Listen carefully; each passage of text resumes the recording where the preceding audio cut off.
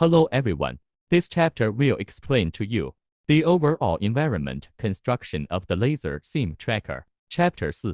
Sensor network settings and basic use of host computer software.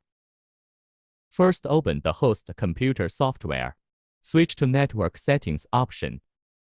Modbus set the factory protocol to NoWu protocol. Modbus IP can keep the default IP of the sensor. Change the port number to 502. Click OK.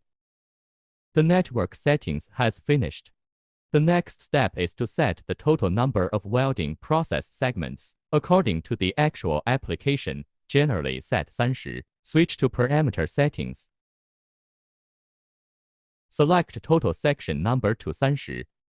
The following is an introduction to the basic use of the upper computer software. First of all, the first interface is the man machine interface.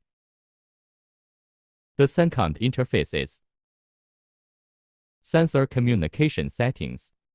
The third interface is sensor parameter setting. The fourth interface is sensor parameter management. The fifth interface is image test.